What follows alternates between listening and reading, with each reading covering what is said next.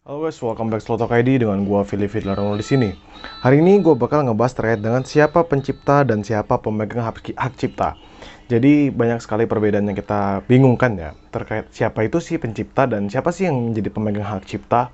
Dan terkait dengan ulasan kali ini, pembahasan kali ini nih gue ambil langsung dari hukumonline.com. Jadi kalian bisa search juga di hukum online dengan keyword siapa pencipta dan siapa pemegang hak cipta di situ. Oleh karena itu, check this out.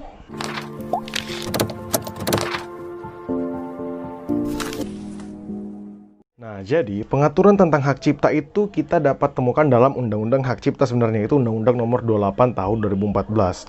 Nah, di pasal 1 angka 1 Undang-Undang Hak Cipta disebutkan adalah hak cipta adalah hak eksklusif pencipta yang timbul secara otomatis berdasarkan prinsip deklaratif setelah suatu ciptaan diwujudkan dalam bentuk nyata tanpa mengurangi pembatasan sesuai dengan ketentuan peraturan perundang-undangan. Jadi di sini kita pahami ya, dari pasal satunya aja bahwa itu timbul otomatis. Misalnya, gue membuat suatu buku, lalu gue coba untuk deklarasikan. Kan ada kata-kata berdasarkan prinsip deklaratif, jadi harus diberitakan. Gue mengajak 4-5 orang berkumpul, terus gue jelaskan, ini gue bikin buku terkait A, B, C, D, E, F, G. Karena itu merupakan suatu ciptaan, buku itu merupakan suatu ciptaan, maka secara otomatis sayalah pemilik hak cipta. Begitu sebenarnya ya. Jadi apakah misalnya kalian punya pertanyaan, apakah perlu didaftarkan terlebih dahulu? Sebenarnya nggak perlu. Karena memang hak cipta itu otomatis langsung didapatkan oleh pihak yang memang sebagai penciptanya jika dia mendeklarasikannya. Begitu. Lanjut. Selain itu penting untuk dipahami definisi dari beberapa hal di bawah ini. Pencipta adalah seorang atau beberapa orang yang secara sendiri-sendiri atau bersama-sama menghasilkan suatu ciptaan yang bersifat khas dan pribadi. Ingat intinya itu, yaitu bersifat khas dan juga pribadi. Jadi kalau misalnya ciptaannya agak menyerupai orang lain atau itu sejenis plagiat seperti itu, maka hal tersebut tidak akan dapat dikatakan sebagai ciptaan sendiri. Jadi memang ini harus sifatnya khas, pribadi, dan juga dia memang dibuat oleh individu ataupun secara bersama-sama. Nah, ciptaan adalah setiap hasil karya cipta di bidang ilmu pengetahuan, seni, dan sastra yang dihasilkan atas inspirasi, kemampuan, pikiran, imajinasi, kecekatan, keterampilan, atau keahlian yang diekspresikan dalam bentuk nyata. Itu untuk ciptaan ya. Nah, pemegang hak cipta adalah pencipta sebagai pemilik hak cipta. Pihak yang menerima hak tersebut secara sah dari pencipta atau pihak lain yang menerima lebih lanjut hak dari pihak yang menerima hak tersebut secara sah. Jadi ada 3 orang tadi ya. Ada pencipta, terus pihak yang menerima hak cipta dari pencipta, lalu pihak yang mendapatkan hak atas ciptaan tersebut dari orang yang sebelumnya telah memiliki izin yang sah. Kita ngomongin seperti itu. Jadi misalnya gue penulis buku. Nah, ketika gue sebagai penulis buku ini, maka gue adalah seorang pencipta. Jangan buku deh, agak susah. Pemusik, gue penyanyi misalnya. Gue membuat suatu album lagu. Nah, ketika gue buat suatu album lagu ini, maka ini sebenarnya hak cipta gue. Gue kan penyanyinya. Lantas ada label rekaman, misalnya label rekaman mengatakan, gue suka banget nih sama lagu lu. Boleh nggak kalau misalnya gue beli lisensinya? Kita ngomongin lisensi konselnya di dunia sana ya. Lisensinya itu sebenarnya adalah hak ciptanya tadi. Jadi gue bilang, oke, boleh lo beli lisensinya dari gue. Untuk pembayarannya adalah royaltinya aja ya. Jadi dari setiap penjualan lagu, misalnya satu kepingnya gitu, misalnya kita masih pakai CD ya, satu kepingnya itu gue misalnya dapatkan 40%, lu 60%, setuju nggak? Oke, deal. Maka ketika lagu tadi dikomersilkan oleh label rekaman, sebenarnya label rekaman ini kan bukan penciptanya, dia nggak punya hak atas ciptaan tersebut, tapi dia sudah dapatkan lisensinya, sehingga dia juga merupakan salah seorang pemegang hak cipta. Lalu seandainya dia sudah mengatakan dia sudah pada perjanjiannya, dia udah bilang nanti kami juga boleh untuk mendistribusikan kepada pihak ketiga terafiliasi, misalnya masih anak usahanya mereka.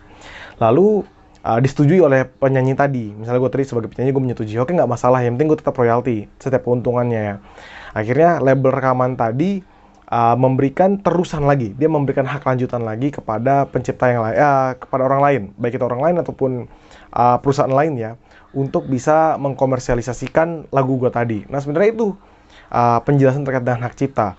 Jadi sebenarnya hak cipta ini apa ya, agak tipis-tipis, agak susah buat mengetahui siapa penciptanya, agak susah untuk mengetahui siapa yang cuma punya hak ciptanya aja, bukan dia yang aslinya. Terkecuali memang dituliskan langsung di dalam website atau dituliskan langsung, dijelaskan langsung oleh pihak tersebut. Menurut pasal 36 UU Hak Cipta, kecuali diperjanjikan lain, pencipta dan pemegang hak cipta atas ciptaan yang dibuat dalam hubungan kerja atau berdasarkan pesanan, yaitu pihak yang membuat ciptaan. Yang dimaksud dengan hubungan kerja atau berdasarkan pesanan adalah ciptaan yang dibuat atas dasar hubungan kerja di lembaga swasta atau dasar pesanan pihak lain. Nah, jadi kalau misalnya kita sebagai orang yang menciptakan karya tersebut dapat mengklaim sebagai pencipta dan pemegang hak cipta atas karya kita tadi. Misalnya gue udah menciptakan suatu lagu, lalu lagu itu gue cuma tayangkan di YouTube misalnya gitu. Tiba-tiba ketika lagu itu gue tayangkan di YouTube, lagu itu ternyata ada di iklan. Misalnya digunakan untuk background iklan Spotify, background iklan di Jokes misalnya, atau background iklan di siaran televisi.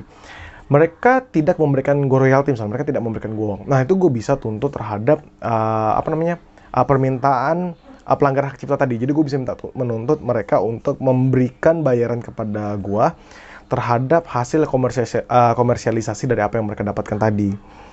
Nah, kalau misalnya terkecuali memang ada penentuan lainnya ya, bahwa memang ketentuan-ketentuan lebih lanjutnya gue bukan pencipta, itu nggak masalah. Makanya kalau misalnya kalian lebih mikir siapa pencipta itu adalah orang yang pertama kali. Dia pertama kali membuat, dia yang pertama kali menciptakan. Dan secara otomatis memang dia yang miliki, ataupun secara berkelompok. Tiga orang misalnya membuat grup band, mereka membuat lagu, maka itu lagunya milik mereka. Tadi kan gue udah jelaskan terkait dengan satu siklus pertama, yaitu siklus pertama tadi adalah memberikan adanya perjanjian antara pencipta lagu dan label rekaman untuk membuat suatu perjanjian kerjasama, di mana label rekaman akan memberikan royalti, kayak gitu tadi. Ada juga jenis perjanjian lain, di mana pencipta lagu akan menyerahkan hak ciptanya secara penuh. Jadi dia nggak minta royalti, dia langsung putus gitu, jual putus, menyerahkan seluruhnya. Itu kita pernah tuh dapat salah satu kasusnya tuh ketika lagu di lagu Neng Neng Nong Neng, kalau salah gue nggak salah, itu lagu yang pernah ada di Indonesian Idol, salah satu ajang pencarian bakat di Indonesia, di mana pencipta lagu tersebut dia memang secara real nyata bahwa dia memang penciptanya dan dia secara sadar membuat tersebut, sehingga dibuktikan bahwa memang dialah orang yang pertama kali menciptakan lagu itu, dan juga dipertontonkan di dalam layar kaca. Kayak gitu kan, kita nontonnya kan dari layar kaca. Ketika itu Ahmad Dhani selaku juri mengatakan bahwa dia mau beli lagunya, langsung dibayarkan pada saat itu. Ketika dia mengatakan dia membeli, dia tidak memberikan royalti, tidak ada perjanjian royalti seperti tadi, di mana Ahmad Dhani hanya meminta hak ciptanya saja, dalam kurun waktu tertentu akan dikembalikan lagi, karena juga ada beberapa seperti itu. Dia tidak, tapi langsung meminta seluruhnya. Gue beli, gue bayar sekarang, plek, lo kasih gue hak cipta terhadap tersebut, jadi gue yang berhak untuk mengkomersialisasikannya. Ketika gue menyetujuinya, misalnya tadi penyanyi Neng Neng Nong Nengnya menyetujui hal tersebut, maka akan berpindah hak ciptanya. Lantas gimana kelanjutannya, misal pencipta tadi bernyanyi atau mengkomersialisasikan, lu agak susah bahasanya, mengkomersialisasikan lagu tersebut, nggak bisa. Bahwa setiap keuntungan yang didapat akan langsung diberikan kepada Ahmad Dhani, begitu. Atau label rekaman Ahmad Dhani ya, misalnya Republik Cinta waktu itu. Jadi dia nggak akan dapat apapun karena sudah dia memberikan langsung hak cipta lagu tersebut kepada Ahmad Dhani untuk dikomersialisasikan. Atau bahkan jika Ahmad Dhani nggak mau komersialisasikan, nggak apa-apa. Misalnya dia mau simpan aja, hanya untuk dirinya sendiri, tidak untuk dinikmati masyarakat umum, itu nggak masalah. Itu yang paling penting untuk kita ketahui terlebih dahulu.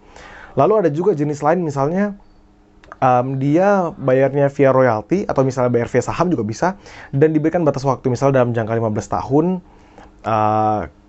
kalian boleh untuk memanfaatkan lagu saya ini dengan sistem pembayaran misalnya 70-30, tapi ketika 15 tahun sudah selesai, ketika mau dikomersialisasikan lagi, maka pembayaran 60-40. Nah itu bisa. Jadi itu tergantung perjanjiannya. Yang penting kita ketahui dulu siapa itu pencipta dan siapa itu pemegang hak cipta. Oleh karena itu kalau kalian punya pertanyaan terkait dengan hak cipta, karena ini tipis-tipis ya hak cipta ini permasalahannya, dan mungkin kalau kalian ngerasa misalnya kalian punya bisnis, kalian punya perusahaan, atau kalian punya startup yang bergerak di industri kreatif, dan kalian merasa bahwa hak cipta kalian diganggu, atau misalnya ada yang memanfaatkan hak cipta kalian, atau yang berusaha untuk plagiarisme dan lain sebagainya, itu kalian coba bisa tanyakan kenapa. Karena memang hak cipta ini jarang banget untuk dilirik jika belum menghasilkan uang sebenarnya itu. Jika belum jelas berapa kerugiannya, jika belum kelihatan bahwa oh ini ternyata laku besar. Tapi kalau udah mulai gede, baru semua orang menuju langsung seluruh mata itu tertuju pada kasus tersebut, dan mereka berusaha untuk saling kejar mengejar agar bisa ya tadi mengklaim hak ciptanya. Itu yang paling bahaya. Jadi menurut gue, saran gue ya, untuk coba kita bisa preventif terlebih dahulu. Kalau memang kita merasa kita ada plagiarisme sesuatu hal, kita bisa coba tanggulangi. Atau misalnya kita punya hak cipta, kita sebagai pencipta dan kita merasa ada orang lain melaksanakan tindakan yang melanggar di hak cipta ini, kita bisa lakukan tindak lanjut begitu. Oleh karena itu, sekian dari gue. Jangan lupa untuk like dan subscribe biar bisa gue bisa terus menerus memberikan edukasi terkait hukum ke masyarakat awam dan juga salam demokrasi.